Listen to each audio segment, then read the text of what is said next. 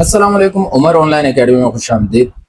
फरीद के साथ आज हम पढ़ने जा रहे हैं एक छोटा सा हिस्सा सर्कल का और बहुत बड़ा कॉन्सेप्ट है जिसे सेक्टर कहा जाता है। इसकी डेफिनेशन और उसके अलावा सेक्टर में जो भी हमारे स्मॉल कंपोनेंट्स है जैसे कि आर्क लेंथ और रेडियस हो गया और एंगल हो गया, इसकी डेफिनेशन को आज समझेंगे।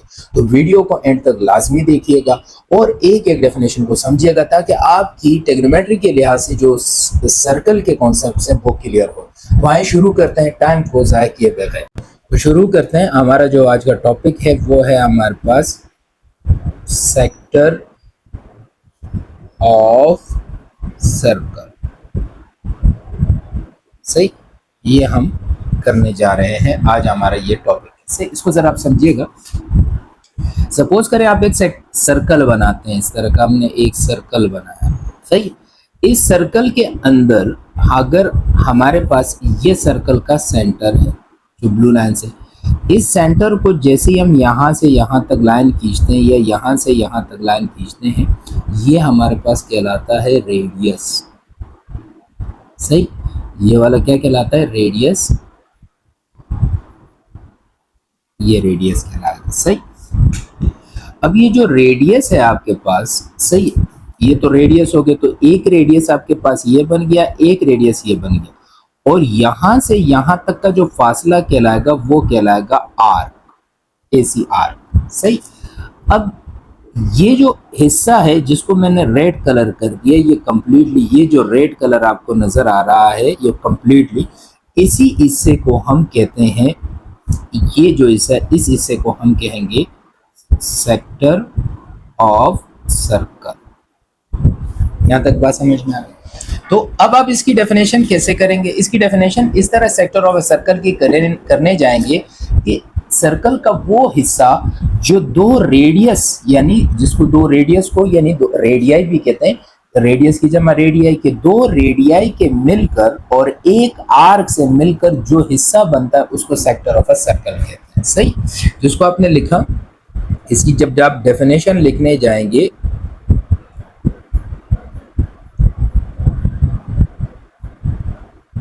डेफिनेशन इसकी होगी, क्या होगी वो जरा देखिए कि a part of circle bounded by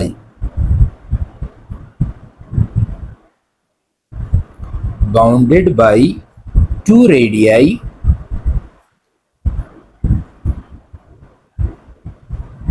and an arc. An arc is called sector of circle. तो ये इसकी हो गई डेफिनेशन। सही, तो ये तो आपके पास इसकी डेफिनेशन हो गई कि दो रेडियाई से मिलकर और एक आर्क से मिलकर जो सर्कल का हिस्सा होगा उसको हम क्या कहेंगे? सेक्टर ऑफ अ सर्कल कहेंगे। ये बात तो क्लियर हो गई आपको? सही, अब हमारे पास जो रेडियाई है, यानी कि रेडियस, जो रेडियाई है, रेडियस की जमा रेडियाई होता है, जो हमारे पास रेडियस है उसको हम आर से जाहिर करते हैं। सही, और जो आर्क है, आर्क, इसको हम एल से जाहिर करेंगे, इसको आर्क लेंथ भी कहेंगे। यहाँ एक और चीज भी होगी, क्योंकि जब हम इसको उठाते हैं, जब हम इस सेक्टर को उठाते हैं, ये जो सेक्टर है, तो ये वाला हिस्सा तो आपके पास आर्क हो गया। सही, ये एक रेडियस हो गया, ये दूसरा रेडियस हो गया। यहां पर दोनों रेडिया के दरमियान एक एंगल बनेगा जिसे हम थीटा एंगल कहेंगे। समझ में आ गई बात? तो हमारे पास तीसरी चीज इसमें आती है एंगल। सही, और एंगल को हम डिनोट करते हैं थीटा से। यहां तक ये बात समझ में आ गई? क्लियर? इसमें जो दो बातें आपने समझनी है वो ये कि अगर आपको बिलफर्ज समझना हो कि भाई मेरे पास रेडियस क्या होगा, रेडियस को मैं कैसे डिफाइन करूंगा, तो रेडियस की डेफिनेशन आप ये करेंगे कि डिस्टेंस बिटवीन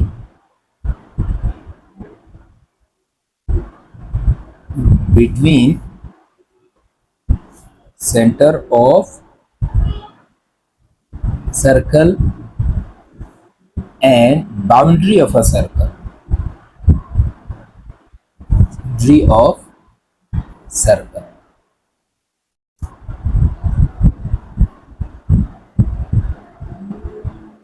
ये रेडियस की डेफिनेशन हो गई।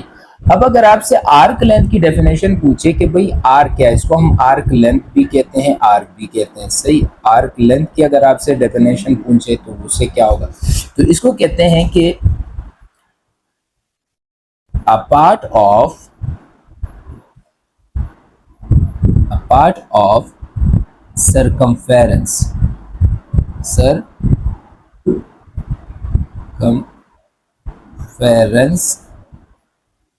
is called arc length। सही। जैसे भी आपने सर्कल को देखा, आपने यहां तक देखा, क्योंकि ये जो कंप्लीटली बाउंड्री होगी, जो कंप्लीटली बाउंड्री होती है, कंप्लीट बाउंड्री से मुराद ऐसा कि अगर मैं यहाँ पे सर्कल ड्रॉ करूँ, ये सर्कल की कंप्लीटली बाउंड्री, यहाँ से मैं स्टार्ट हुआ और यहाँ पे मैंने एंड कर दी, जो पूरा कंप्लीट गोल दायरे में आपको ये बाउंड्री नजर आ रही है, इस कंप्लीटली बाउंड्री को हम सर्कमफेरेंस कहते हैं, सही। यानी आप ये भी लिख सकते हैं कि complete boundary of circle is called circumference।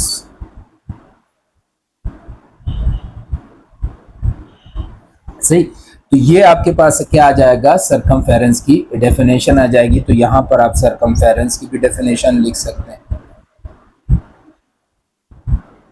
सही। तो ये इसकी डेफिनेशन आ गई। तो ये तीनों डेफिनेशन है, मैंने आपको बता दी। तो अब इसी सर्कमफेरेंस से अगर कोई भी पार्ट, आप ये वाला पार्ट ले लो, इस तरह कर्व पार्ट, आप ये वाला पार्ट ले लो, इसका कोई भी ये वाले पार्ट का हिस्सा ले लो, तो ये सारे आपके पास आर्क लेंथ कहलाएंगे, ये भी आपके पास आर्क कहलाएंगे। उम्मीद करता हूँ यहाँ तक तो आपको बातें समझ में आ गई होंगी, सही।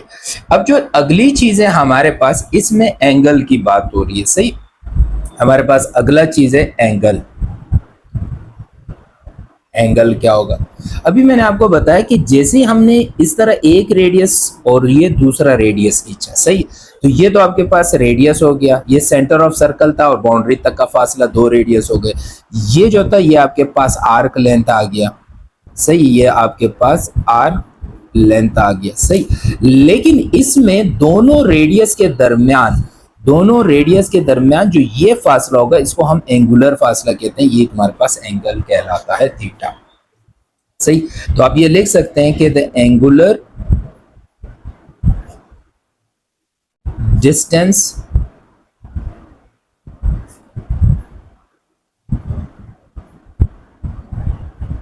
Between 2 radii are called angle। ये आपके पास एंगल बन गया, सही है बेटा। यहां तक बात समझ में आ गई।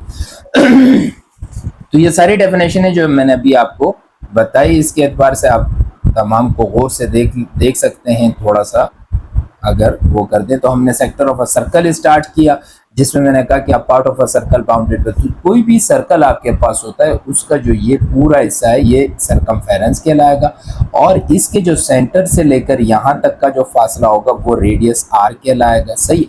और यहाँ से यहाँ तक का फासला इसका आर्क लेंथ कहलाएगा, और इसके बीच में जो हिस्सा होगा वो आपके पास एंगल थीटा होगा। तो उम्मीद करता हूँ ये आपको ये सारी बातें समझ में आ गई होंगी। आज का जो हमारा लेक्चर था सेक्टर ऑफ अ सर्कल के बारे में, आपको समझ में आया होगा। तो लाजमी चैनल को सब्सक्राइब करें, लाइक करें और आगे अपने दोस्तों के साथ शेयर करें। और मज़ीद ऐसी मैथ को आसान बनाने के लिए, ऐसे मेथड और कॉन्सेप्ट को समझने के लिए उमर ऑनलाइन एकेडमी के साथ जुड़े रहिएगा। अल्लाह नेगहबान।